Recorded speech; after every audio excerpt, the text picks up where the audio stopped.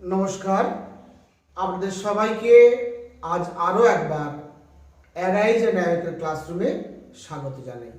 আমি পার্থরাজ মিশ্র, শিক্ষক, অমরশী Raghunath high school. আপনারা জানেন আমার এই ইউটিউব চ্যানেল, যার নাম অ্যারাইজ অ্যান্ড অ্যাওয়েক, এটি স্বামী বিবেকানন্দের একটি বিখ্যাত উক্তি, arise and awake and stop not till the goal is reached. আমার স্নেহের ছাত্রছাত্রীরা, তোমাদের কিন্তু এই কথা মাথায় রেখে এগিয়ে যেতে হবে। তার কারণ, ওঠো, জাগো, যতক্ষণ না লক্ষ্যে পৌঁছাও ততক্ষণ কিন্তু থেমো না। এই যে কথাটা বলেছিলেন স্বামী বিবেকানন্দ, এর মূল্য তোমাদের কাছে অপরিসীম।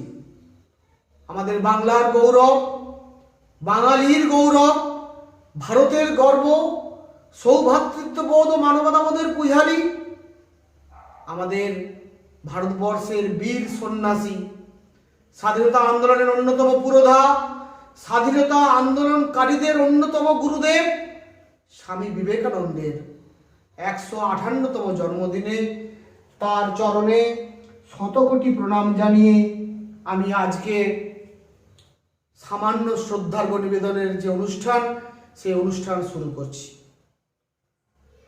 স্বামীজির আহ্বান, স্বদেশ মন্ত্র। স্বামীজি যুব সমাজের প্রতি, ভারতবাসীদের প্রতি যে আহ্বান জানিয়েছিলেন স্বদেশ মন্ত্র নামে, সেই আহ্বানটি আপনাদের সামনে পাঠ করে স্বামীজির চরণে শতকোটি প্রণাম জানিয়ে ওনার জন্মদিনে ওনাকে শ্রদ্ধার্ঘ্য নিবেদন করতে চাই। শুরু করছি স্বদেশ মন্ত্র। হে ভারত, এই পরানুবাদ, পরানুকরণ, পরমুখাপেক্ষা, এই দাসসুলভ দুর্বলতা, এই ঘৃণিত জঘন্য নিষ্ঠুরতা, এইমাত্র সম্বলে তুমি উচ্চাধিকার লাভ করিবে। এই লজ্জাকর কাপুরুষতা সহায়ে তুমি বীরভোগ্যা স্বাধীনতা লাভ করিবে। হে ভারত, ভুলিও না তোমার নারী জাতির আদর্শ, সীতা, সাবিত্রী, দময়ন্তী। ভুলিও না তোমার উপাস্য উমানাথ, সর্বত্যাগী শঙ্কর। ভুলিও না তোমার বিবাহ, তোমার ধন, তোমার জীবন ইন্দ্রিয় সুখের, নিজের ব্যক্তিগত সুখের জন্য নহে। ভুলিও না তুমি জন্ম হইতেই মায়ের জন্য বলি প্রদত্ত। ভুলিও না তোমার সমাজ সে বিরাট মহামায়ার ছায়া মাত্র। ভুলিও না নিজ জাতি, দরিদ্র, অজ্ঞ, মুচি, মেথর তোমার রক্ত, তোমার ভাই।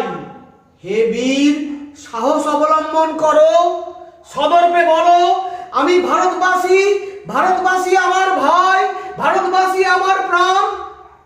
তুমিও কোটিমাত্র বস্ত্রাবৃত হইয়া সদর্পে ডাকিয়া বলো, ভারতবাসী আমার ভাই, ভারতবাসী আমার প্রাণ, ভারতের দেবদেবী আমার ঈশ্বর, ভারতের সমাজ আমার শিশুসজ্জা, আমার যৌবনের উপবন, আমার বার্ধক্যের বারাণসী। বলো ভাই, ভারতের মৃত্তিকা আমার স্বর্গ, ভারতের কল্যাণ আমার কল্যাণ। আর বলো দিন রাত, হে গৌরীনাথ, হে জগদম্বে, মা আমায় মনুষ্যত্ব দাও, আমায় মানুষ করো। স্বামীজির এই যে স্বদেশ মন্ত্র, এই স্বদেশ মন্ত্রের কথাগুলোকে যদি আমরা আমাদের অন্তরের অন্তঃস্থলের মধ্যে স্থান দিই, তাহলেই আমরা বুঝতে পারবো স্বামীজি সেই যুগে দাঁড়িয়ে, সেই অন্ধকারময় ভারতবর্ষের যুগে দাঁড়িয়ে 1863 খ্রিস্টাব্দের 12ই জানুয়ারি আমাদের প্রিয় স্বামী বিবেকানন্দ যে জন্মগ্রহণ করেছিলেন, অর্থাৎ 19 শতাব্দীর শেষ ভাগে দাঁড়িয়ে সেই সময় ভারতবর্ষের যে দুঃখ দুর্দশা, মানুষের যন্ত্রণাকাতর যে দেহ, সেই জায়গায় দাঁড়িয়ে তিনি কিন্তু ভারতবর্ষের মানুষের প্রতি, ভারতবর্ষের যুব সমাজের প্রতি, ভারতবাসীর প্রতি যে আহ্বান জানিয়েছিলেন, সেটা কিন্তু আজও আমাদেরকে অন্য রূপ চেতনা দান করতে সাহায্য করে। শুধু তাই নয়, যখন অত্যন্ত দুঃখ পাই, যখন দেখি গোটা ভারতবর্ষ জুড়ে কাটাকাটি, হানাহানি, মারামারি, লড়াই, যুদ্ধ চলছে, ধর্মে ধর্মে কাটাকাটি, বর্ণে বর্ণে কাটাকাটি, জাতিতে জাতিতে কাটাকাটি। সেই সময় দাঁড়িয়ে স্বামীজি ধর্ম সম্পর্কে যে কথা বলছেন সেটাও আমাদের জেনে রাখা দরকার। স্বামীজি ধর্ম সম্পর্কে কি বলছেন? স্বামীজি বলছেন ধর্ম হলো এমন একটি ভাব যা পশুকে মনুষ্যত্বে এবং মানুষকে দেবত্বে উন্নীত করে। মানুষের মধ্যে যে দেবত্ব প্রথম থেকেই আছে তার বিকাশই হলো ধর্ম। ধর্ম মানে শাস্ত্রপাঠ, তত্ত্বকথা কিংবা কোনো মতবাদ নয়। ধর্ম হলো আদর্শ স্বরূপ, অর্থাৎ হওয়ার চেষ্টা করা এবং হয়ে যাওয়া।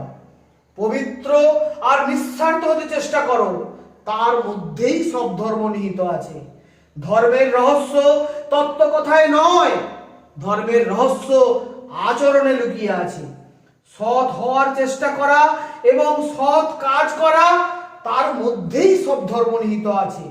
যে শুধু প্রভু প্রভু বলে চিৎকার করে সে নয়, যে ঈশ্বরের ইচ্ছা অনুযায়ী কাজ করে সেই আসল ধার্মিক। স্বামীজি বলছেন পরোপকারী ধর্ম, পরপীড়নই পাপ। শক্তি ও সাহসিকতাই ধর্ম, দুর্বলতা ও কাপুরুষতাই পাপ। স্বাধীনতাই ধর্ম, পরাধীনতাই পাপ। অপরকে ভালোবাসাই ধর্ম, অপরকে ঘৃণা করাই পাপ। ঈশ্বরে ও নিজ আত্মাতে বিশ্বাস করাই ধর্ম, সন্দেহই পাপ। অভেদ দর্শনই ধর্ম এবং ভেদ দর্শনই পাপ। এই হচ্ছে স্বামীজির ধর্ম সম্পর্কে বক্তব্য।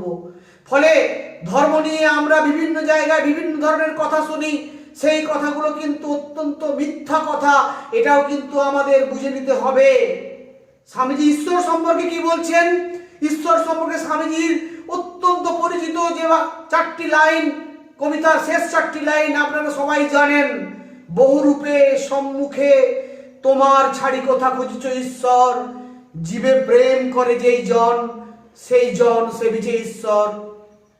তাই আজ 158তম জন্মদিনে আমার গুরুদেবের প্রতি, গুরুদেবের প্রতি এবং গুরু মায়ের প্রতি, অর্থাৎ শ্রীরামকৃষ্ণ পরমহংসদেব, মা সারদা দেবী এবং স্বামী বিবেকানন্দের চরণে শতকোটি প্রণাম জানিয়ে স্বামী বিবেকানন্দের 158তম জন্মদিন পালন করলাম অ্যারাইজ এন্ড অ্যাওয়েকেন ক্লাসরুমে। আপনারা দয়া করে ভিডিওটি দেখবেন, ভালো লাগলে লাইক, শেয়ার এবং সাবস্ক্রাইব করবেন। এই আশা রেখে সবাইকে যথাযোগ্য স্থানে সম্মান, শ্রদ্ধা এবং মর্যাদাপূর্ণ ভালোবাসা জানিয়ে আজকে আমি আমার এই শ্রদ্ধার্ঘ্যের অনুষ্ঠান এখানেই শেষ করছি। Thank you very much.